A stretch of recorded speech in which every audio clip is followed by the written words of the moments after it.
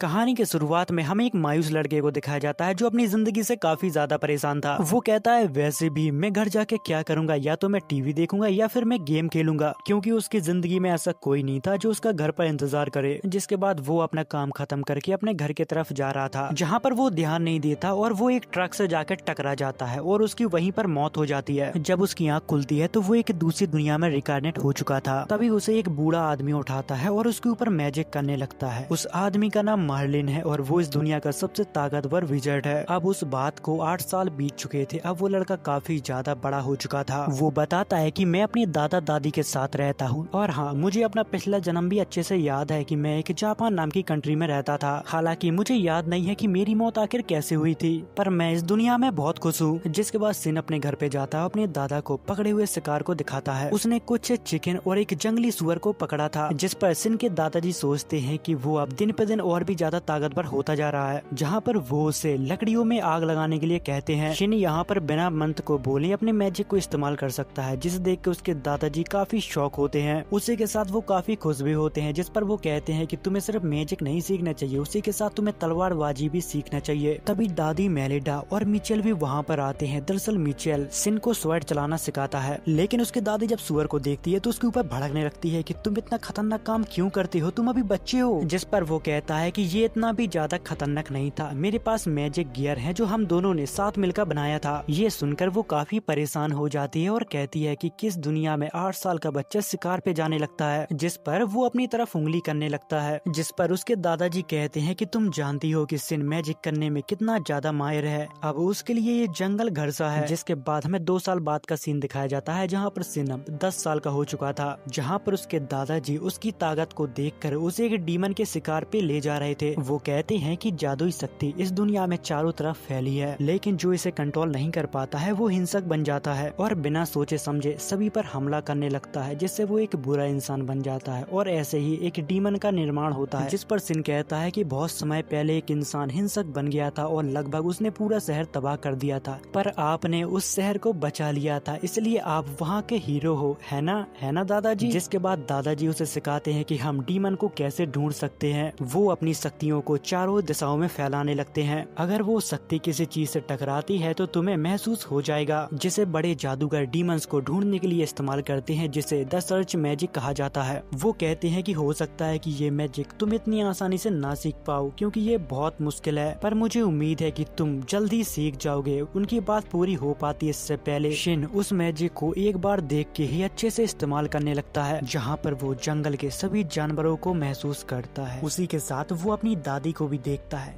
तभी उसको कुछ गलत लगता है और वो यहाँ पर घबरा जाता है। उसके दादाजी समझ गए थे कि उसने उसे ढूंढ लिया। तभी शिन अपने दादाजी से कहता है कि हमें जल्दी जाके उसे रोकना होगा, अगर हमने ऐसा नहीं किया तो कुछ बुरा हो सकता है। जिसके बाद वो दोनों भागकर उस डीमन के तरफ जाने लगते हैं। तभी उसे देखते ही शिन अपनी स्वॉर्ड को बाहर निकाल लेता है और सीधा उसके ऊपर अटैक करने लगता है। इससे पहले उसके दादाजी यहाँ पर रोक पाते हैं कि वो डीमन बहुत ज्यादा खतरनाक है। इतनी ही देर में शिन उस डीमन को खत्म कर देता है, जिसे देखकर उनके होश उड़ जाते हैं। जिसके बाद सिन अपने दादाजी के पास जाता है और उनसे कहता है कि मुझसे कुछ गलती हो गई है क्या। जिस पर वो कहते हैं कि नहीं, मुझे बस पुरानी बातें याद आ गई थी, तुमने बहुत ही अच्छा काम किया। ये सुनते ही शिन काफी खुश हो जाता है। तभी उसके दादाजी कहते हैं कि तुमने अपनी तलवार और जूतों पे ऐसा कौन सा जादू किया जिससे तुम इतने ताकतवर और इतने फास्ट कैसे हो गए। जिस पर वो हंसने लगता है। जिसके बाद सीन शिफ्ट होता है, जहाँ पर वो तीनों बैठे होते हैं और बात कर रहे थे कि वो लड़का अब दिन पे दिन और ज्यादा शक्तिशाली होता जा रहा है। आज तो उसने एक बड़े से डीमन को मार डाला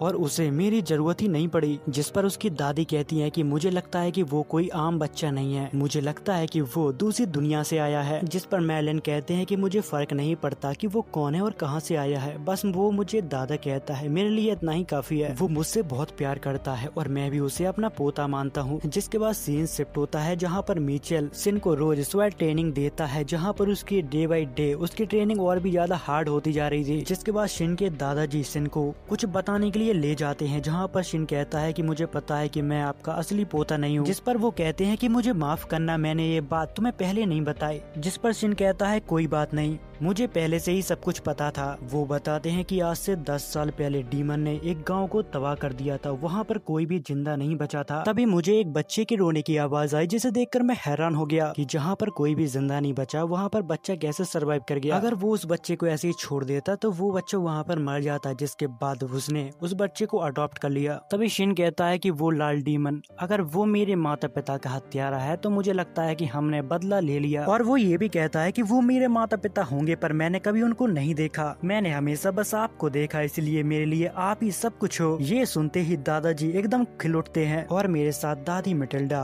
और अंकल मिचेल भी हैं, इसलिए मुझे कभी अकेला फील नहीं हुआ। ये सुनते ही दादाजी यहाँ पर रोने लगते हैं। अब ऐसे ही 5 साल और बीत जाते हैं। अब शिन 15 साल का हो चुका था, जहाँ पर उसे मिलने के लिए अंकल डिस, क्रिस्टीना और मार्क्यूज आए थे। जहाँ पर अंकल डिस कहते हैं कि अब तुम 15 साल के हो चुके हो, क्या करने का सोच रहे हो। जिस पर क्रिस्टीना कहती है कि तुम काफी ज्यादा ताकतवर हो, इसलिए तुम ऑर्डर में भी शामिल हो सकते हो या फिर एक डीमन हंटर भी बन सकते हो। वो अभी इन सब कामों के बारे में नहीं जानता था क्योंकि उसने अभी बाहर की दुनिया देखी ही नहीं। जिस पर वो कहता है कि हाँ, मुझे सब कुछ सीखना होगा और मुझे पैसे भी कमाने होंगे और उसे इस्तेमाल करना भी सीखना होगा। अभी तो हमारे मेन कैरेक्टर को ये भी नहीं पता कि इस दुनिया में पैसे कैसे होते हैं, उनको कैसे इस्तेमाल किया जाता है। ये सुनते ही सभी लोग शॉक हो जाते हैं और मेलन की तरफ घूर कर देखने लगते हैं। जिस पर मेलन हंसते हुए कहता है कि मुझे माफ करना, मैं उसे ये सब सिखाना तो भूल ही गया। जिस पर शिन कहता है कि अगर मुझे जहाँ तक याद है मैंने स्वैड और मैजिक के अलावा कुछ भी नहीं सीखा। जिसके बाद अंकल डैन उसकी पावर को टेस्ट करने के लिए उसे एक ट्रेनिंग ग्राउंड पे ले जाते हैं और उसे उसके दादाजी कहते हैं कि तुम इन सबको अपनी पावर की एक छोटी सी झलक दिखाओ। जिसके बाद वो अपने मैजिक को एक्टिवेट करता है, जिसे देखकर वो सभी लोग शॉक हो जाते हैं। यहाँ पर 2 लोग तो उसका मैजिक देखकर बिल्कुल शॉक में चले जाते हैं क्योंकि उन्हें आज से पहले कभी ब्लू कलर का मैजिक देखा ही नहीं था। जब वो अपनी पावर से एक छोटा सा अटैक करता है तब यहाँ पर एक इतना बड़ा धमाका होता है, जिसकी पावर को देखकर यहाँ पर सभी के होश उड़ जाते हैं। जिस पर शिन हंसते हुए कहता है कि अभी के लिए मैं इतना ही कर सकता हूँ, मैं नहीं चाहता कि धरती का एक टुकड़ा अलग हो जाए। जिसको देखकर दादी यहाँ पर दादा के ऊपर इतनी ज्यादा गुस्सा होती है कि तुमने इस बच्चे को क्या बना दिया। जिस पर दादा कहता है कि अरे मुझे माफ कर दे, मैं तो बस उसे ऐसे ही मैजिक सिखाया था, मुझे नहीं पता था कि वो इतना ज्यादा ताकतवर हो जाएगा। जिसके बाद सीन कट होता है जहाँ पर दादाजी अंकल डैन से कहते हैं कि मैं अभी इसको कहीं भी भेजने के लिए तैयार नहीं हूँ, क्योंकि अगर किसी को इसकी पावर के बारे में पता लग गया तो सभी लोग इसको हासिल करने की कोशिश करने लगेंगे। पर वो अब काफी बड़ा हो गया है तो उसे दुनिया के तौर तरीके सीखने होंगे। जहाँ पर अंकल डैन उन्हें सुझाव देते हैं कि उसे अब मैजिक एकेडमी में ज्वाइन कर देना चाहिए और वो उन्हें पूरा विश्वास दिलाता है कि मैं कभी भी शिन को हथियार के रूप में या फिर सेना के रूप में कभी भी इस्तेमाल नहीं करूंगा। ये सुनकर शिन भी मान जाता है कि मैं मैजिक एकेडमी जा रहा हूँ, पर मुझे नहीं पता कि वो क्या है, पर फिर भी मैं वहाँ पर जाने के लिए काफी एक्साइटेड हूँ। उसी के साथ अंकल डैन ये भी कहते हैं कि पर तुम्हें एंट्रेंस एग्जाम खुद ही क्लियर करना होगा, मैं तुम्हारी उसमें कोई भी मदद नहीं कर सकता। दरअसल वो एक किंग है, उनकी राज्य की सीमा वहाँ पर नहीं लगती।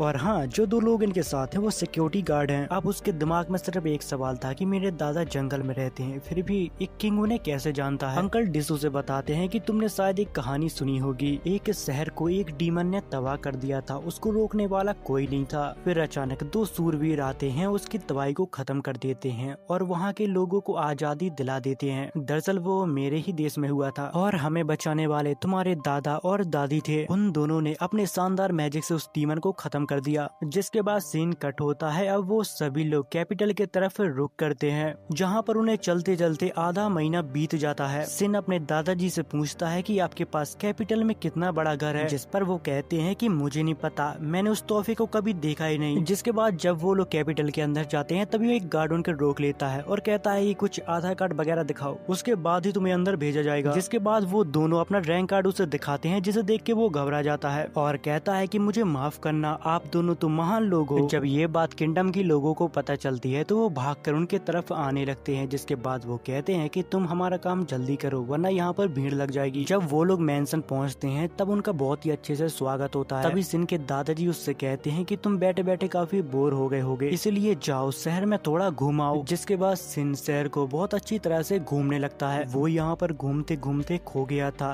तभी वो एक गली में पहुँचता है जहाँ पर कुछ गुंडे एक लड़की को परेशान कर रहे थे। तभी सिन उनको मना करता है एक लड़की को छेड़ने के लिए। तभी वो लोग कहते हैं कि तू कहाँ से आया बे, चल निकल यहाँ से, तू शायद जानता नहीं है कि हम लोग कितने खतरनाक हैं चूजे। जिसके बाद सिन उन लोगों को धोबी पछाड़ लगाने लगता है और कुछ सेकंड में ही उन सभी को साफ कर देता है। इतनी ही देर में यहाँ पर एक और लड़की आती है। वो सिन से कहती है कि शुक्रिया तुम्हारा हमें बचाने के लिए, जिसे देखकर सिन की होश उड़ जाते हैं और कहता है कि तुम कितनी ज्यादा क्यूट हो। जिसके बाद वो लोग अपना नाम बताते हैं कि मेरा नाम मारिया है और इसका नाम सिसली है। तभी मारिया कहती है कि हम उन्हें बहुत ही आसानी से हरा देते अगर हमने मैजिक इस्तेमाल किया होता। ये सुनते ही सिन उनसे पूछता है क्या तुम लोग मैजिक एकेडमी में स्टूडेंट हो? जिस पर वो लोग कहते हैं कि हाँ, हमने पिछले महीने ही एग्जाम दिया था। जिस पर वो कहता है कि मैं भी मैजिक एकेडमी में एडमिशन लेने वाला हूँ। जिस पर वो लोग कहते हैं कि हाँ, मुझे लगा कि तुम एक मैजिकल लेजेंड हो। अब उन सभी को एक ही एकेडमी में पढ़ना था, इसीलिए सिन उनकी तरफ दोस्ती का हाथ बढ़ाता है, जहाँ पर सिसली काफी ज्यादा शर्मा जाती है और मारिया उसे ये भी बताती है कि मैंने सुना है कि इस शहर में 2 लेजेंड आए हैं,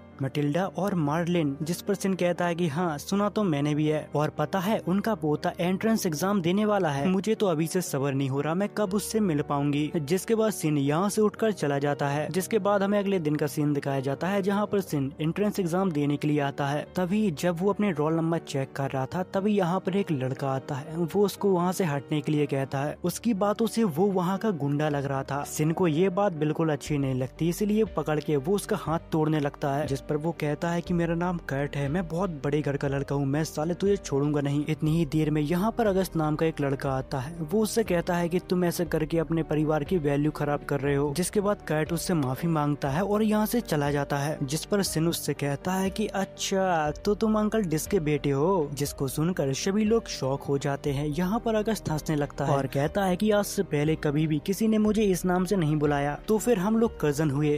दूसरी तरफ हमें उन दोनों लड़कियों को दिखाया जाता है। वो कहती हैं कि ये अगस्त के साथ इतनी जल्दी फ्रेंडली कैसे हो गया। जिसके बाद हमें एंट्रेंस एग्जाम का सीन दिखाया जाता है, जहाँ पर सिन एक लड़के को देख के कह रहा था, मैंने कभी भी अपनी उम्र के लड़कों को मैजिक करते हुए नहीं देखा। तभी उसके सामने एक लड़का मैजिक करता है, जिसे देखकर वो सोचता है क्या ये है मैजिक? ये मैजिक नहीं, ये तो बकवास है। जिसके बाद जितने भी पार्टिसिपेट होते हैं वो सभी लोग अपना अपना मैजिक दिखाते हैं। जिस पर सिन सोचता है कि सच बताऊं तो ये लोग मैजिक के नाम पे कलंक हैं। ये देखने के बाद उसे इनके ऊपर दया आने लगती है। तभी टीचर उसकी तरफ देखता है और उससे कहता है क्या हुआ, कोई प्रॉब्लम है क्या? अब तुम्हारा नंबर है। उसी के साथ वो टीचर ये भी कहती है कि तुम्हारे बारे में हमें महाराज ने बताया था, यहाँ पर कोशिश करना कि तुम अपनी शक्तियों को कंट्रोल में रखो, कहीं तुम पूरी एकेडमी न उड़ा दो। जिसके बाद सिन अपनी 0.01% मैजिक को इस्तेमाल करता है, जिसे देखकर यहाँ पर सभी के होश उड़ जाते हैं। जिसके बाद हमें अगले दिन का सीन दिखाया जाता है, जहाँ पर सिन ने एंट्रेंस एग्जाम में टॉप मारा था। जब ये बात एकेडमी में टीचरों को पता चलती है कि वो विशमैन का पोता है, तब उसको बुक्स और स्पेशल यूनिफॉर्म दे दी जाती है। दूसरी तरफ हमें कैट को दिखाया जाता है, जो अब सिन से बदला लेने की प्लानिंग कर रहा था। दूसरी तरफ हमें शेन को दिखाया जाता है, जो अपने यूनिफॉर्म को बड़े ध्यान से देख रहा था, क्योंकि उसके ऊपर मैजिक किया गया था। बट शेन को वो मैजिक कितना कुछ खास पसंद नहीं आता, इसलिए वो उसका चेंज करने का डिसाइड करता है। जिसके बाद अगले दिन स्कूल जाने के लिए सिन तैयार होता है। तभी कुछ लोग उसे उन 2 लेजेंड के साथ देखकर काफी शॉक हो जाते हैं और भागकर उनसे मिलने के लिए आने लगते हैं। जिसके बाद हमें एकेडमी के सेरेमनी का सीन दिखाया जाता है, जहाँ पर सिन को स्पीच देनी थी, क्योंकि वो इस साल का टॉपर था। यहाँ पर बहुत बड़े बड़े लोग उसकी स्पीच सुनने के लिए आए थे। जब टीचर उसका नाम लेके बुलाते हैं, तब क्लास में सन्नाटा छा जाता है। यहाँ पर सबको पता चल जाता है कि वो विशमैन का पोता है। वो यहाँ पर एक बहुत अच्छी स्पीच देता है, सभी को वो अच्छी लगती है सिवाय एक के। उसको इससे बहुत ज्यादा जलन हो रही थी। स्पीच खत्म होने के बाद मारिया सिन के पास आती है और उसे अपनी परेशानी बताती है। दरअसल सिसली को कोई परेशान करता है। इतनी ही देर में यहाँ पर कर्ट आता है, जिसे देखकर सिसली यहाँ पर कांपने लगती है। कर्ट उसका हाथ पकड़ने की कोशिश करता है, लेकिन सिन उसे दूर कर देता है, जिसे देखकर वो समझ जाता है कि उसे परेशान करने वाला और कोई नहीं, वही बदतमीज लड़का है। वो अपने पिता के ओहदे का फायदा उठाता है और स्कूल में रैगिंग करता है। तभी हमें एक बड़े सीक्रेट के बारे में पता लगता है कि कर्ट ने उसे धमकाकर उससे जबरदस्ती एंगेजमेंट कर ली थी, बल्कि सिसली को ये बिल्कुल भी पसंद नहीं था। तभी सिसली कर्ट के मुंह पर एंगेजमेंट तोड़ देती है, जिस पर कर्ट हंसने लगता है और कहता है क्या तुम सच में ऐसा करना चाहती हो? तुम्हें पता है ना कि तुम्हारे पिता मेरे अंडर आते हैं, मैं चाहूँ तो उनके साथ कुछ भी करवा सकता हूँ। ये बात सुनकर सिसली यहाँ पर डर जाती है। इतनी ही देर में यहाँ पर अगस्त आ जाता है। वो उससे कहता है कि मैंने तुमसे कल क्या कहा था, शायद तुम मेरी बात भूल गए। दरअसल यहाँ पर कर्ट है, वो अगस्त से बहुत ज्यादा डरता है, इसलिए वो यहाँ से फिर से डरकर भाग जाता है। जिसके बाद सब कुछ नॉर्मल हो जाता है और शिन उनको अपने घर पे इनवाइट करता है। इस बात से मारिया आलिया तो इतनी ज्यादा खुश हो जाती है, वो अपने मॉम डैड को बताने गई थी कि मैं विशमैन के घर पर जा रही हूँ। जिसके बाद हमें शिन के घर का सीन दिखाया जाता है, जहाँ पर वो अपने दादाजी से अपने दोस्तों को इंट्रोड्यूस करवा रहा था। जिसके बाद उनकी बातचीत होते होते यहाँ पर शाम हो जाती है। जिसके बाद शिन उन्हें उनके घर छोड़ने के बजाय यहाँ पर एक पोर्टल खोलता है और उन सभी को और अपने पुराने घर पर ले जाता है, जिसे देखकर वो सभी लोग हैरान थे। वो कहते हैं क्या बात कर रहे हो यार, तुम घने जंगल में रहते थे। जिसके बाद वो उन सभी को उनके घर पर छोड़ देता है।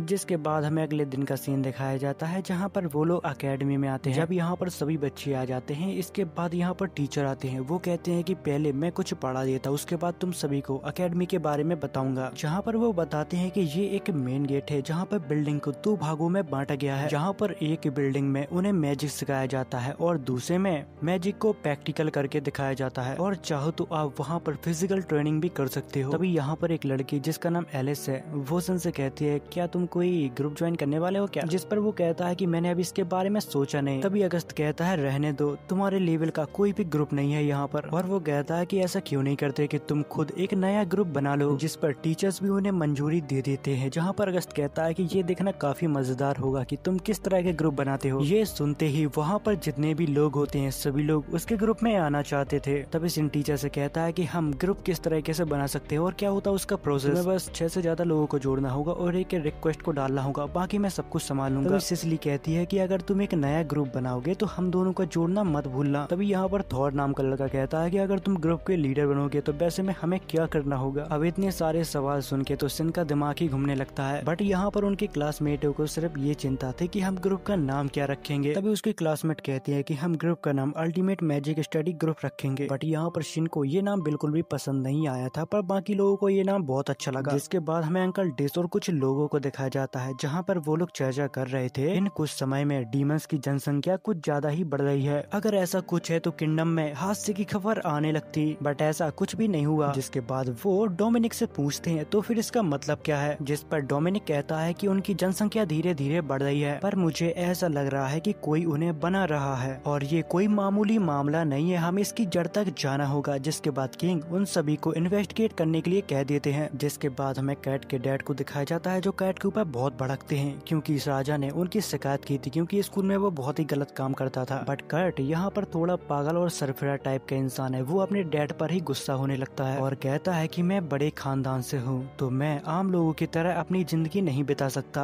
और इन सब में गलती उस लड़के शिन की है क्योंकि जब से वो लड़का अकेडमी में आया है मेरा कोई इज्जत नहीं करता। ये सुनकर उसके डैड और भी ज्यादा गुस्से में आ जाते हैं और उसको एक थप्पड़ लगा देते हैं और कहते हैं कि तुमने रूल को तोड़ा है, इसलिए तुम्हें कठिन से कठिन सजा मिलेगी। जिसके बाद वो उसे एक रूम में बंद करवा देते हैं। अगले दिन ये बात शिन को भी पता चल जाती है, जिस पर वो कहता है कि मुझे समझ नहीं आता कि वो आखिर ऐसा बर्ताव क्यों करता है, जबकि हम अकेडमी में अपने खानदान का नाम इस्तेमाल नहीं कर सकते। जिस पर अगस्त के बॉडीगार्ड कहते हैं कि हम लोग मिडिल स्कूल में साथ पढ़ते थे, पर वो ऐसा पहले नहीं था। जिसके बाद वो मिस्टर स्ट्रॉम से मिला, फिर तब से वो ऐसे ही बर्ताव करता है। मिस्टर स्ट्रॉम एक टीचर थे जिन्हें अकेडमी से निकाल दिया गया था। वो अंधे थे पर उनका बर्ताव नॉर्मल इंसानों जैसा था और वो आंखों पर पट्टी भी बांधा करते थे। जिसके बाद हम मिस्टर स्ट्रॉन्ग को देखते हैं, जहाँ पर कैट की मॉम ने उन्हें अपने घर पर बुलाया था। वो कहता है कि अब आपका बेटा कैसा है। यहाँ पर कैट की मॉम रोने लगती है और कहती है कि डे बाय डे उसका नेचर और भी ज्यादा बेकार होता जा रहा है। ये सुनते ही मिस्टर स्ट्रॉन्ग के मुंह पे मुस्कान आ जाती है। जिसके बाद मिस्टर स्ट्रॉन्ग कैट के रूम में जाते हैं जहाँ पर वो पड़ा हुआ था।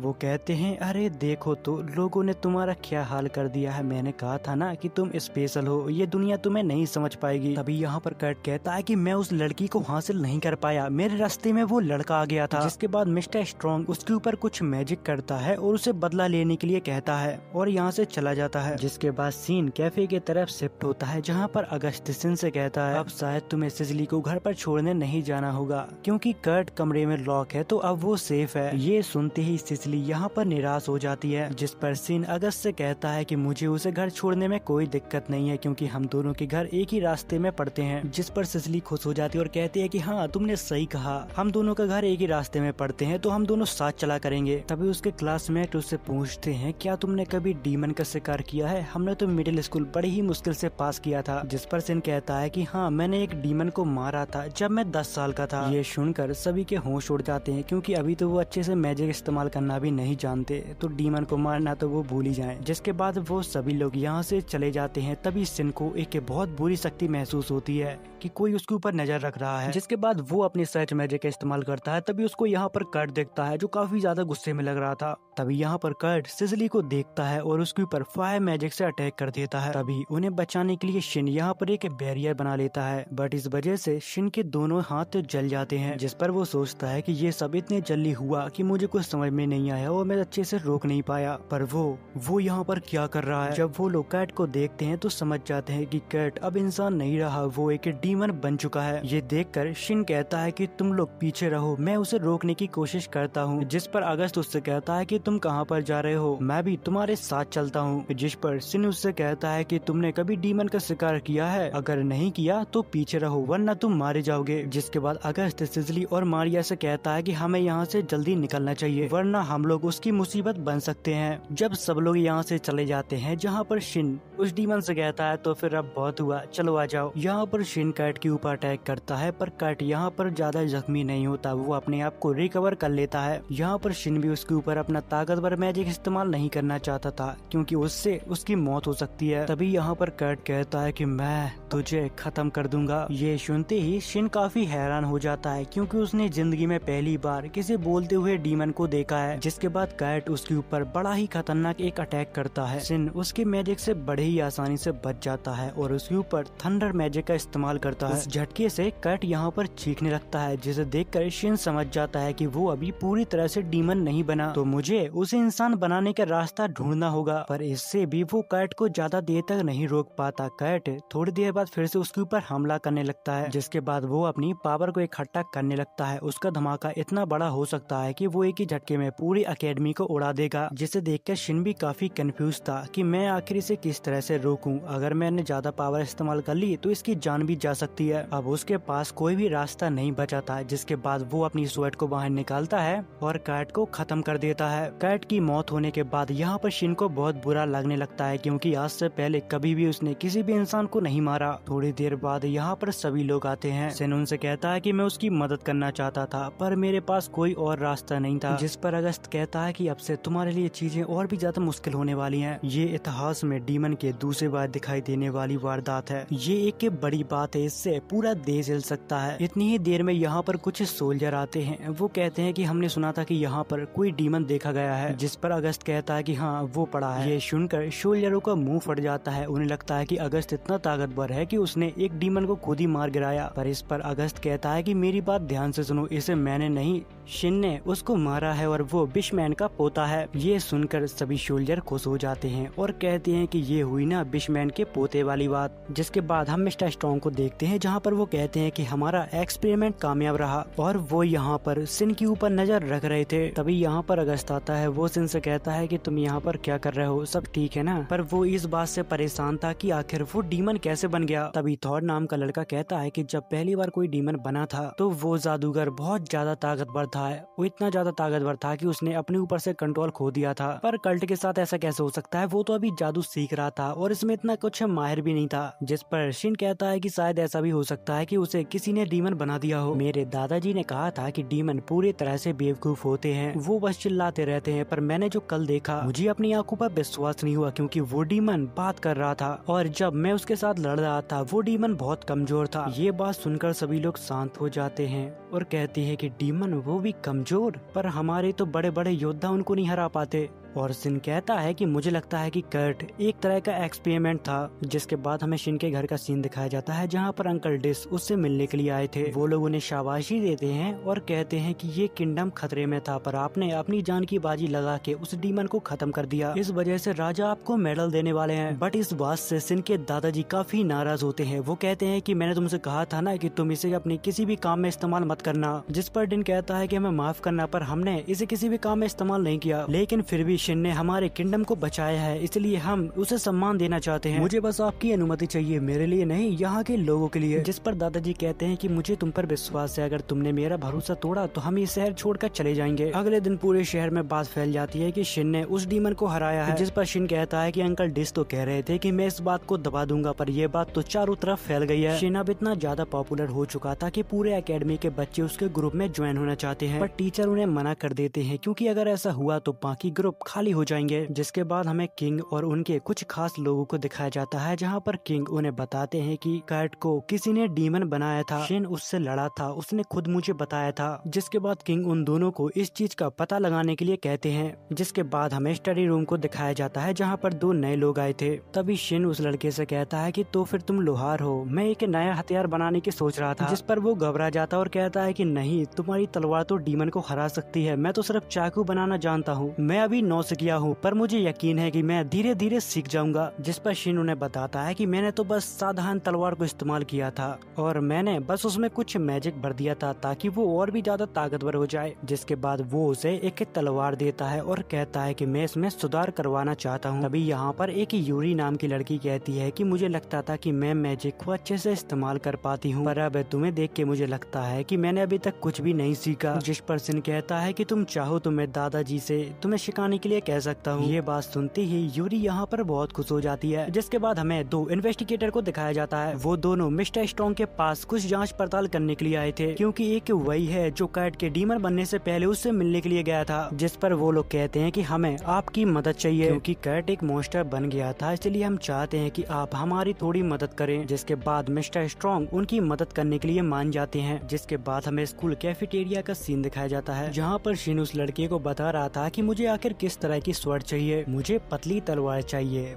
पर वो मजबूत होने चाहिए, क्योंकि मेरे पास वो टूट जाती है। मुझे एक ऐसी स्वॉर्ड चाहिए जो बहुत पतली और मजबूत हो। जिस पर एलिश कहती है कि तुम न्यू तलवार क्यों नहीं खरीद लेते, आखिर तुम विशमैन के पोते हो। जिस पर शिन कहता है कि मेरी दादी मुझे पैसे नहीं देती, आखिर मैं कहाँ से खरीदूं। तभी उनमें से एक लड़का कहता है कि हमें ऐसी तलवार बनाना चाहिए जिसका हैंडल हम उससे अलग कर सके, जिससे हमारे पैसे भी बचेंगे। जिसके बाद वो लड़का उसे अपनी वर्कशॉप में चलने के लिए कहता है। जिसके बाद हमें उन दो गार्ड को दिखाया जाता है जो मिस्टर स्ट्रॉन्ग को अपने साथ राजमहल लेकर आए थे। वो उसे एक खुफिया जगह पे ले जाते हैं, जहाँ पर सोल्जर मिस्टर स्ट्रॉन्ग को घेर लेते हैं। तभी वो आदमी कहता है कि आपने एक बहुत बड़ी गलती कर दी है। आपको कैसे पता चला कि डीमन बनने वाला लड़का कर्ट है? क्योंकि हमारे राजा ने इस बात को किंगडम में फैलने नहीं दिया और इस बात को एक सीक्रेट बना दिया ताकि उसकी फैमिली को दिक्कत ना हो। अब यहाँ पर मिस्टर स्ट्रॉन्ग समझ गया था कि उसका भांडा फूट गया है और वो यहाँ पर जोरों से हंसने लगता है और कहता है कि उस नालायक को मैंने ही बनाया था। जिस पर वो आदमी कहता है कि घेर लो इसको, भागने मत देना। दूसरी तरफ हमें शिन के ग्रुप को दिखाया जाता है जो अकेडमी से वर्कशॉप की तरफ जा रहे थे। तभी वहाँ पर अचानक एक ब्लास्ट होता है। तभी हमें पता लगता है कि मिस्टर स्ट्रॉन्ग को किसी सीक्रेट जगह पे नहीं अकेडमी में लाया गया था। शिन उसे देखकर समझ जाता है कि ये तो मिडिल स्कूल का टीचर है मिस्टर स्ट्रॉन्ग। तभी इन्वेस्टिगेटर उन सबको यहाँ से जाने के लिए कहता है, क्योंकि कर्ट के पीछे इसका ही हाथ था। इस बात से शिन काफी ज्यादा गुस्सा हो जाता है और कहता है, क्या तुमने ही कर्ट को डीमन बनाया था? जिस पर मिस्टर स्ट्रॉन्ग यहाँ पर हंसने लगता है। शिन को इस बात पर काफी गुस्सा आता है, तो वो सीधा जाके मिस्टर स्ट्रॉन्ग के ऊपर अटैक करने लगता है, पर मिस्टर स्ट्रॉन्ग उसके हर अटैक को डॉज करता है और उसके ऊपर हमला करता है। जिसके बाद वो यहाँ पर हवा में उड़ने लगता है, जिसे देखकर शिन कहता है कि मुझे लगता था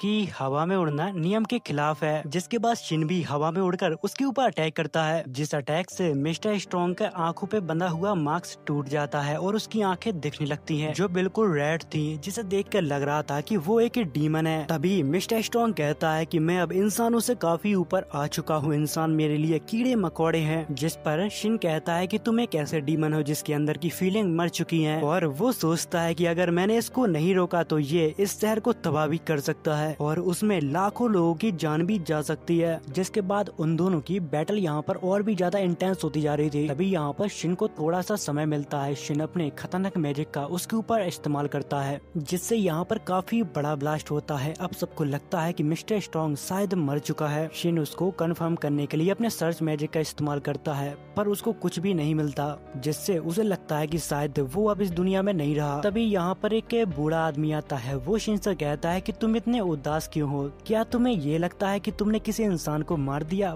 पर वो एक डीमन था, तुम्हें इसका शोक नहीं मनाना चाहिए। अगर ये बात नहीं है तो फिर तुम अपना सर उठाओ, क्योंकि तुम्हारे वजह से आज हम सभी जिंदा हैं। तभी यहाँ पर एक बूढ़ा आदमी आता है जिसको किंग ने ऑर्डर दिया था डीमन के बारे में पता लगाने के लिए। वो कहता है, जब तक हमें डीमन के बारे में पता लगा तब तक तुमने उसको खत्म कर दिया, तुम्हारा बहुत बहुत शुक्रिया। तभी वो लोग पूछते हैं कि आखिर तुमने ये कैसे कर लिया? जिस पर शिन कहता है कि मैंने बस सूरज की किरणों से ताकत ली और इस डीमन को यहाँ पर जला दिया। खैर, ऐसे लोगों को बताने से क्या फायदा, उनको कुछ समझ ही नहीं आएगा। जिसके बाद सीन शिफ्ट होता है जहाँ पर शिन की दादी मारिया को अपने पास बुलाती है और उससे पूछती है कि आखिर इन दोनों के बीच चल क्या रहा है, जिस पर वो कहती है कि मुझे पक्का तो नहीं पता, पर मैं इतना कह सकती हूँ कि वो शायद एक दूसरे को पसंद करते हैं। जिसके बाद शिन एक कट होता है। तभी अगस्त नोटिस करता है कि शिन थोड़ा मायूस है। तभी वो उससे पूछता है कि आखिर क्या हुआ है, जिस पर वो कहता है कि मुझे लगता है कि स्ट्रॉन्ग अभी भी जिंदा है। तुमने मेरे हीट मैजिक का असर जमीन पर देखा था ना, पर मैंने एक बार जब इसको जंगल में इस्तेमाल किया था तब ऐसे गड्ढे नहीं बने थे और कोई भी विस्फोट नहीं हुआ था। मुझे लगता है कि उसने ये धमाका करके हमें चकमा दे दिया है। जिस पर अगस्त कहता है कि अगर तुम्हारी बात सही है तो फिर तुम्हारे पास हथियार होना चाहिए, क्योंकि तुम्हारा उसका आमना सामना कभी भी हो सकता है और जहाँ तक मुझे लगता है कि तुम्हारे अलावा उसको कोई भी नहीं हरा सकता। जिसके बाद वो लोग बीन वर्कशॉप पर जाते हैं जहाँ पर उनका एक दोस्त उसकी तलवार को और भी ज्यादा पतला करने वाला था। जहाँ पर इस लड़के का नाम मार्क है और उसके साथ जो लड़की है उसका नाम ओलिविया है। जिसके बाद मार्क अपने डैड को आवाज लगाता है जहाँ पर उसके डैड कहते हैं कि तू मुझे पिताजी मत कहा कर शॉप में, तू मुझे बॉस कहा कर। तभी वो आदमी अगस्त को देखता है जिसे देखकर वो डर जाता है और कहता है कि अरे राजकुमार, आप यहाँ पर कैसे, आप बता देते तो मैं वहीं पर आ जाता। अगस्त कहता है कि कोई बात नहीं, मुझे अपने दोस्त के लिए एक तलवार बनवानी थी। जिस पर वो आदमी कहता है कि अरे इस बच्चे के लिए बनवानी है, मेरा मतलब इस नौजवान लड़के के लिए। जिस पर वो कहता है कि मैं शायद तुम्हारी मुलाकात करवाना भूल गया, ये है बिशमैन का पोता शिन। ये सुनते ही वो आदमी यहाँ पर घबरा जाता है और कहता है ये तो वही है जिसने डीमन को हराया था। इस लड़के के लिए हम तलवार क्या, हम अपनी जान भी दे सकते हैं। आखिर ये हमारे यहाँ का हीरो जो है। जिसके बाद हमें एक दूसरे एम्पायर को दिखाया जाता है जहाँ पर एक राजा के पास एक खबरी उसे बताता है कि हमारे दुश्मनों के ऊपर डीमन ने अटैक कर दिया है, जिस वजह से उनके राज्य में डर का माहौल है और ये खबर चारों तरफ फैल चुकी है। जिस पर वो खुश हो जाता है और कहता है कि यही मेरा मौका है उस किंगडम के ऊपर राज करने का। दूसरी तरफ हमें शिन और उसके दोस्तों को दिखाया जाता है जहाँ पर वो लोग वर्कशॉप से बाहर निकल रहे थे। तभी शिन की नजर एक ज्वेलरी स्टोर पर जाती है जिस पर शिन सिजली से कहता है कि मैं सोच रहा था कि तुम्हारे लिए कुछ बाय कर लूं। ये सुनते ही सिजली यहाँ पर शर्म के मारे लाल हो जाती है। स्टोर पे ले जाने के बाद शिन उससे कहता है कि तुम्हें जो अच्छा लगे वो तुम ले सकती हो, पर सिजली उससे कहती है कि मुझे अच्छा लगेगा अगर तुम मेरे लिए कुछ पसंद करोगे तो। जिसके बाद शिन एक रिंग को बाय करता है और उसको पहना देता है। जिसके बाद सीन शिफ्ट होता है। हमें यहाँ पर डिस्क महल को दिखाया जाता है जहाँ पर शिन को बुलाया गया था क्योंकि वो सभी के सामने उसको सम्मानित करना चाहते थे। उसको मेडल देकर सम्मानित किया जाता है और फिर तभी किंग यहाँ पर सभी को बताता है कि ये मेरा दोस्त का यानी कि बिशमैन का पोता है। मैंने उनसे वादा किया था कि मैं कभी भी उसको अपने फायदे के लिए इस्तेमाल नहीं करूंगा। जिसके बाद हमें अगले दिन का सीन दिखाया जाता है जहाँ पर घर से बाहर निकलते ही बहुत सारे लोगों की वहाँ पर भीड़ लगी हुई थी। शिन इतनी सारी भीड़ देखकर काफी परेशान हो जाता है, इसलिए वो फटाक से अपने गेट को बंद कर लेता है। जिस पर मारिया कहती है कि राज के बहुत से लोगों को राजा ने तुमसे नहीं मिलवाया, इसीलिए वो सुबह से तुम्हारे दरवाजे पे खड़े हुए हैं। जिस पर वो कहता है कि अगर ऐसे ही चलता रहा तो हम अकेडमी नहीं पहुंच पाएंगे। जिसके बाद शिन अकेडमी के लिए सीधा पोर्टल खोलता है। जिस पर उसके क्लासमेट कहते हैं कि आखिर तुम इस तरह से क्यों आए हो। वो अपने दोस्तों को बताता है कि मेरे घर के बाहर बहुत सारे लोग खड़े हुए हैं, वहाँ से मैं नहीं निकल पाता, इसीलिए मैंने सोचा कि मैं डायरेक्ट अकेडमी ही पहुँच जाऊँ। जिसके बाद वो सारे क्लास के लोगों को एक लीडर की तरह समझाता है कि हमारे साथ अभी काफी हादसे हुए हैं, इसीलिए मैं सोच रहा था कि हम सभी अपना अपना लेवल अप करें ताकि आने वाले खतरे के लिए हम सभी तैयार रहें। वो यहाँ पर मैजिक के बारे में उन सभी को समझा रहा था, पर उन सभी के चेहरे देखकर शिन समझ जाता है कि मैंने अभी तक उनको जो भी समझाया उनको बिल्कुल पल्ले नहीं पड़ा। जिसके बाद वो उन्हें प्रैक्टिकल करके दिखाना सोच रहा था। जिसके बाद वो यहाँ पर मारिया को बुलाता है और उससे कहता है कि तुम यहाँ पर एक बैरियर बनाओ, जिसे देखकर वो कहता है कि ये बैरियर तुम्हारा किसी काम का नहीं, ये बहुत ज्यादा पतला है, ये किसी भी मैजिक के सामने ज्यादा देर तक नहीं टिक पाएगा। जिसके बाद वो यहाँ पर सिजलियन को बुलाता है और उससे कहता है कि तुम अपना डिफेंस मैजिक को इस्तेमाल करो। और वो यहाँ पर सभी को बताते हैं कि मिस्टर स्ट्रॉन्ग ने जब मेरे पहले अटैक को रोका था तो उसने मैजिक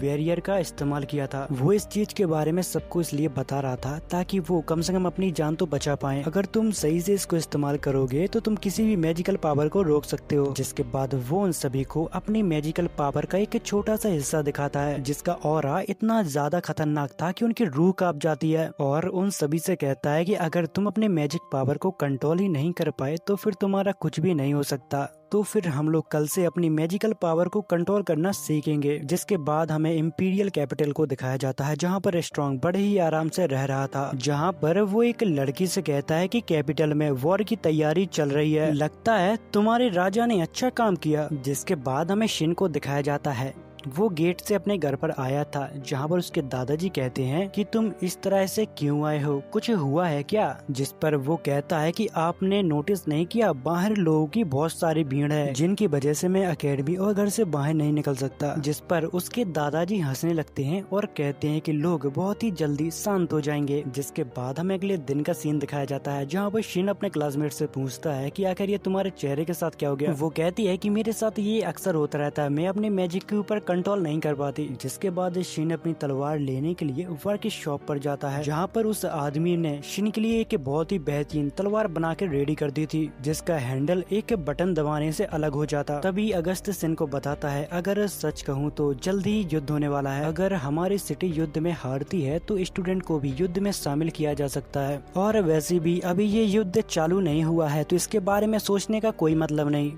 जिसके बाद हमें इम्पीरियल के राजा को दिखाया जाता है, वो अपने सर्वेंट के ऊपर काफी ज्यादा गुस्सा होता है। किंग कहता है कि मुझे झूठी खबर दी गई थी, बुला उसे जिसने मुझे ये खबर दी थी। जिस पर उसके सर्वेंट कहते हैं कि कल रात से वो और उसकी टीम अचानक गायब हो गई। ये सब सुनने के बाद राजा समझ जाता है कि उसके साथ एक बहुत ही बड़ा धोखा हुआ है। तभी एक सोल्जर आता है, वो उसको बताता है कि कैपिटल में डीमंस का अटैक हो गया है। जिसके बाद हम डीमंस को देखते हैं जो पूरे किंगडम में तबाही मचा रहे थे, और तभी हमें पता चलता है कि इस किंगडम के ऊपर हमले करने वाला कोई और नहीं, मिस्टर स्ट्रॉन्ग है। मतलब कि जिस थाली में खाया उसी में छेद किया। वो कहता है कि अभी ट्रूप्स को लौटने में 2-3 दिन तो लग ही जाएंगे, तब तक हम इनका अच्छे से स्वागत करते हैं। जब फाइटर वापस आते हैं तब किंग उनसे कहता है कि मुझे पूरा किंगडम अपना जल्द से जल्द साफ चाहिए, तुम लोग जितना हो सके उतने जल्दी इन डीमन को यहाँ से भगा दो। जब किंग पीछे मुड़ के देखता है तो उसकी राजगद्दी पे स्ट्रॉन्ग पहले से ही बैठा था, और किंग यहाँ से भागने की कोशिश करता है। तभी स्ट्रॉन्ग यहाँ के रास्ते बंद कर देता है।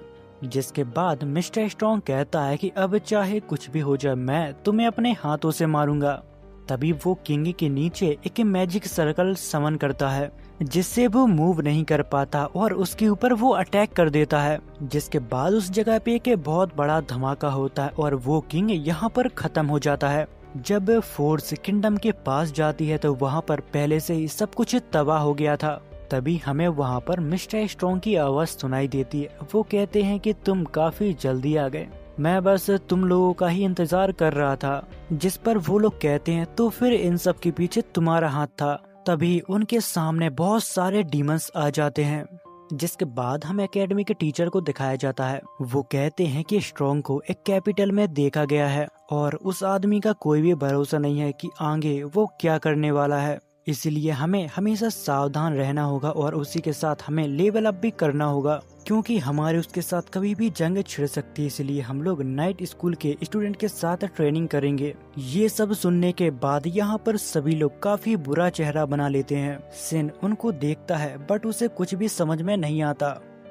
जिस पर मारिया उन्हें बताती है कि नाइट स्कूल के स्टूडेंट काफी ज्यादा बदतमीज हैं और हमारी उनकी कभी भी नहीं बनती। तभी मारिया सिन से कहती है तुम तो मैजिक और स्वेट को दोनों को ही इस्तेमाल कर सकते हो। जिस पर वो लोग कहते हैं तो फिर तुम्हें क्या किसी नाइट ने ट्रेनिंग दी है क्या? जिस पर सिन उन्हें बताता है कि मेरे अंकल मिचेल मुझे ट्रेनिंग दिया करते थे, पर वो बहुत खतरनाक टीचर हैं। ये सुनकर सभी लोग शॉक हो जाते हैं क्योंकि मिचेल दुनिया का सबसे खतरनाक स्वैडमैन है। जिसके बाद हमें कैपिटल गेट के बाहर का सीन दिखाया जाता है, जहाँ पर सभी लोग ज्वाइंट ट्रेनिंग के लिए आए होते हैं, जहाँ पर उन्हें जंगल के अंदर जाके कुछ डीमन को मारना था, जहाँ पर 4 नाइट स्कूल के स्टूडेंट और 4 मैजिक स्कूल के स्टूडेंट होंगे। जहाँ पर नाइट स्कूल के स्टूडेंट उन्हें काफी ज्यादा कमजोर समझ रहे थे क्योंकि वो एक मैजिशियन है और ये लोग स्वैर्डमैन जो अपनी ताकत से युद्ध जीतते हैं। जिसके बाद हमें घोड़ा गाड़ी का सीन दिखाया जाता है, जहाँ पर शिन उन सबसे कहता है क्या तुमने कभी डीमन को मारा है? जिस पर उन्हें ऐसा लगता है कि ये हमारे सामने शो ऑफ कर रहा है और उनमें से एक लड़की उसके साथ झगड़ा करने लगती है। जिस पर सिन उससे कहता है कि तुम शायद गलत समझ रही हो, मैं तो सिर्फ इसलिए पूछ रहा था ताकि तुम लोग किसी मुसीबत में ना पड़ो। जिस पर वो लड़की कहती है कि आखिर तुम अपने आप को क्या समझते हो, तुम्हारे बिना हम कुछ नहीं कर पाएंगे क्या। इस बात को याद रखना कि मैजिशियन किसी भी काम के नहीं रहते। जिस पर सिन उसे बताता है कि मैं तो तुम्हारे भले के लिए कह रहा था, अगर तुमने मेरी बात नहीं मानी तो शायद तुम वहाँ पर मर सकते हो। जिस पर वो लड़की कहती है कि तुम अपनी बकवास को बंद करो, उन डीमंस को हराने के लिए हमारा नाइट स्कूल ही काफी है। तभी अगस्त यहाँ पर कहता है कि तुम्हें अपनी पावर पे अगर इतना ही घमंड है तो हम लोग तुम्हारे साथ नहीं लड़ेंगे।